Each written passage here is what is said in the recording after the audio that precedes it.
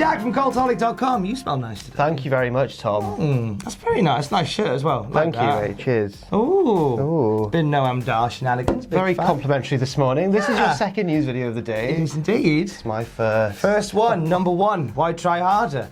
Here's some news. A WWE Raw star has returned from injury. A WWE Championship match has been set for Super ShowDown, and a WWE Hall of Famer is set to appear on SmackDown. Find out who in a little while. Wild episode of Monday Night Raw last night. I felt like everything happened on Raw last night. One of the big things that did happen was a return of one Ruby Riott. Now, I haven't watched Raw yet, but I've read a recap of it, and I read it wrong. I got confused because so basically, Liv Morgan had just defeated Lana in, I believe, the opening match of Raw.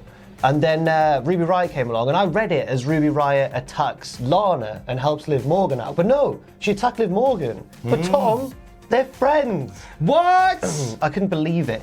So shocking behaviour. This is, of course, the back to the era of the Riott Squad, and even when Lana was when Ruby was off injured, like there was always photos of them hanging out together, like I missed the gang and all this stuff. So they're all really good friends. Why has Ruby done this? Ruby looked great though. Ruby was in great form. Double shoulder surgery for Ruby. That's why we haven't seen her in so long. What a crazy thing to go under the knife for. And this was around the time she was due back, so she's bang on time. I thought she'd come back at the Rumble. Yeah, that would have made sense. But I quite like this though as well. There's part of me that enjoys. You know what? If she'd come back at the Rumble, maybe she'd just got kind of been lost in the shuffle a bit. Obviously, we had the massive Edge return in the men's Rumble and everything. So yeah, I think you're right. It puts a lot of spotlight on it. And I think, do you think this moves away from the Bobby Rusev story now? Or is that just going to go on until we all die? I really don't know, because after Ruby Riott had left, after she'd given Liv Morgan a bit of a kick in, then Lana hit Liv Morgan with another move. So that seems to be continuing. Yay. So I don't really know. It didn't seem to have a climactic end point, did it? Didn't feel like it. No, okay. But it's one of those where I'm happy to see Ruby Riott back. I like her as a heel.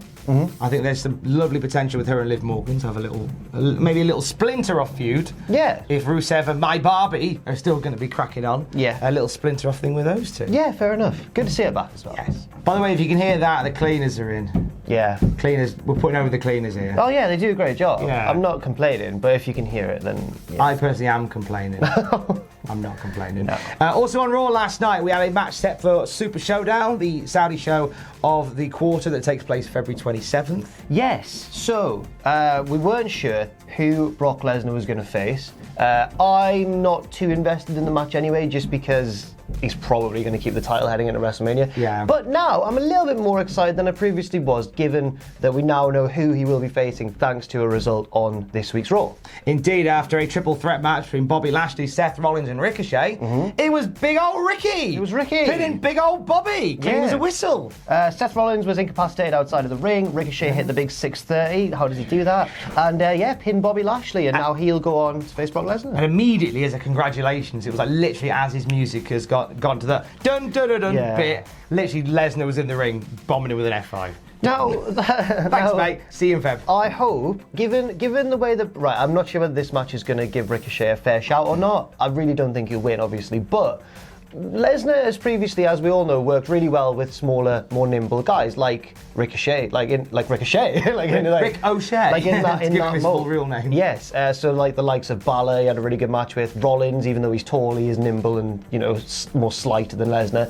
And I think that Ricochet definitely fits the mold of people that Lesnar likes to have good matches with. But on the other hand, will Lesnar be motivated to go out and put on a great match at a Saudi Arabia show where I can't particularly blame members of the roster for not wanting to put in a lot of effort and risk their necks for Saudi Arabia? I don't know. It's one of them where I think that I think Brock and Ricochet could have some chemistry there. I don't think for a single solitary second that Ricochet is winning. No, because there's the investment is Lesnar versus Drew at WrestleMania. But as you said, I think everybody thinks this is going to be just a title defense for Brock, and then we move on. So that it's a fait accompli. So why not put it in there with somebody that's a bit different and a bit interesting in Ricochet? It makes sense in storyline as well because Ricochet played a part in Lesnar being eliminated from the Rumble when he kicked him down low. The other match that has been fully confirmed for Super ShowDown, which you mentioned, is on the 27th of February, 2 days before AEW's pay-per-view. Leap year. On the 29th of February. But the other match that has been totally fully confirmed for Super ShowDown is a SmackDown Tag Team title match between the New Day and the challengers Miz and Morrison. And also, Hulk Hogan will be appearing. Yay! It's going to come crashing down and it's going to hurt inside. Yes, it is. I'm excited. Get some Rennies. On a jam-packed episode of Raw, we had another person doing another thing, and this other person was Rhea Ripley. Yes. This follows on from a lot of speculation that we're going to see a build towards Rhea Ripley versus Charlotte Flair at WrestleMania. Now, that hasn't been confirmed because of what happened on last night's Raw, but it certainly has been heavily alluded to. So Charlotte was in the ring doing a teasing thing, like, oh, you don't know who I'm going to challenge, but she did point out that she's beaten Becky and Bayley before. They are the current Raw and Women's SmackDown champions. And then Rhea Ripley came out and said, well, you've never beaten me before, and I'm a champion. I'm the NXT champion, so why don't you have a go at me instead? Now, Charlotte didn't give her an answer, but why would they tease it if it wasn't going to happen? Well, it looks like it's going to be a thing. As we found out later on that episode of Raw, Charlotte Flair is going to be in Full Sail tomorrow night. And presumably we'll give the answer. But Charlotte turns up and just goes, nah. One thing that annoyed me a little bit about that segment, the thing that grinds my gears a touch, was Charlotte's in the ring, and I've beaten everybody, and then Ripley's music hits, which is a very distinctive start to Ripley's music, right? This is my brutality. Yeah. Jerry Lawler goes, who's that? Oh, Jerry. Can you imagine, right? Imagine at the height of the Attitude Era, if you smell what The Rock is cooking. Oh, who's that? Oh, they'd be dead. Lawler really doesn't seem to make any bones about the fact that he doesn't know who anyone on the NXT roster is, and it's really annoying. I agree, it is quite irritating. Is there not like a little wrestling farm that we can put Jerry Lawler and Jim Ross on commentary for? Just sit them in like a wrestling farm. I love them both so much. They are the voices of yours and my wrestling childhood. Can we just put them on a little farm where they can just call matches with guys they know? Oh dear. We can go and see them every so often. But Ripley and Charlotte at WrestleMania. That could be a really, really good match. Also, I can't quite call it. I think that you'd expect Rhea Ripley to win just because it seems a bit far-fetched to have Charlotte on NXT all of the time. But it would be interesting. And they do seem quite invested in winning the Wednesday night. Well, making NXT a big show. So, you know what? I can't really call it, and I think it would be a unique match, and they're both really good as well. Yeah, make that it's one of those things that you could potentially steal the night with, and it's great for Charlotte to be a position where if I'm not going to be near the top, I'm going to help develop somebody going up. Yeah, and that's a strong position to be in. I'm down for this one. Yeah. So just a few days removed from the superb Owl, and it is nearly XFL season, Jack. Yes. Are you excited? Yeah, I am. Come on, Dallas. Come on, the Renegades. Up the boys. You Dallas Renegades, you absolute Renegades. I think they're called the Renegades. They're basically a rip-off of the Dallas Warriors, but they couldn't afford to get the Warriors in, so they pay for the Renegades instead. Yeah, it's true. But Vince McMahon is the guy that is behind this whole operation, and according to Dave Meltzer from the Wrestling Observer, he's putting a lot of his own money into this. And according to Dave, Vince McMahon is set to lose $375 million. Yes, let's just go through what Meltzer said in full. So it's ad hoc, so good luck reading it. Read it in your Dave impression. No, I can't possibly Give us a Dave do that. impression. Well, you see, no. I mean, he might not. The way it's structured, this happened back in Japan in the 60s. No, Meltzer said, the way it's structured is that Vince is probably going to lose $375 million on this league, and he will, and he knows, and that's what he's going to do. And at the end of those 3 years, the idea is that he'll be able to get television deals that will total over $125 million a year, which will cover his losses, and then he's okay.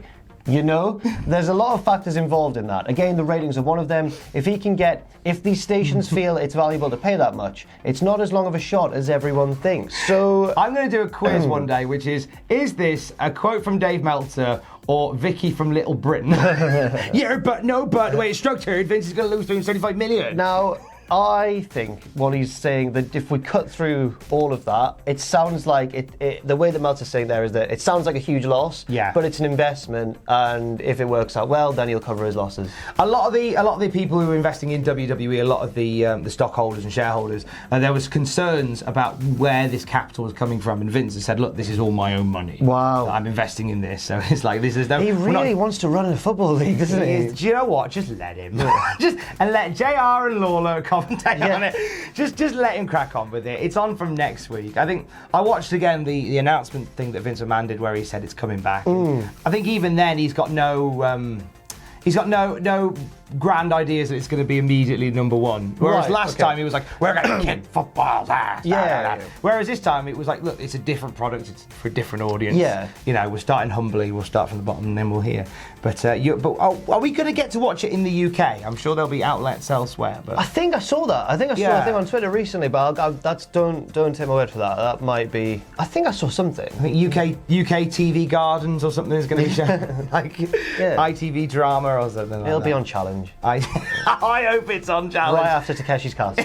Coming up between Takeshi's Castle and repeats of catchphrase. Here's the XFL. And finally, this Friday, a wrestling legend is heading to the WWE Smackdown program. Yeah. It's Goldberg. Sorry, I didn't know how to tease that a little bit longer. Goldberg's bang! There he is behind us. Goldberg's appearing on SmackDown this Friday. It was announced during Raw that Goldberg will be making an appearance on the Blue brand. Details were scarce, but the announcers mentioned talking about what's next for Goldberg, or indeed who's next. Now it's Saudi Arabia season, isn't it? Now I feel like they're alluding to a match for Goldberg at Saudi Arabia, and I like Goldberg and he's great and everything, and he had that great redemption against Dolph Ziggler. But the last time we saw him in Saudi Arabia, it didn't go well. It didn't go well at all. No. But do you know what? It's going to be fine this time because I've just noticed and just remembered Goldberg has announced he'll be on SmackDown to tell you who's next. Saudi Arabia's around the corner. Hulk Hogan's in Saudi Arabia. It's not going to be Hulk Hogan. Goldberg! It's not going to be Hulk Hogan. Let's go back in time. No. It's like everyone's going to break their hips. In the Georgia Dome again. No, I think it'll be someone will cut him off. Someone, a safe pair of Heath Slater or someone will cut, not athlete. Yes! But like someone who can, take a bump, make Goldberg look great, won't be, too long and heavy to pick up without maybe hurting them. Maybe it'll just be Ziggler again. Corbin? Oh! Goldberg's coming out, giving all this, and Corbin's like, hey, I'm the king. People like to see Corbin get his comeuppance, don't they? Yeah, I want Goldberg to say, you're not the king, you're next. Spear him, put his crown on his head. Yeah, I like that as well. What a lovely time. That'll be good. We like you too. Have yourself a great Tuesday. Hey, thanks for watching. Don't forget to leave a comment in the comment section down below. You can support us on Patreon by going to patreon.com/Cultaholic. Lastly, don't forget to hit subscribe and join us.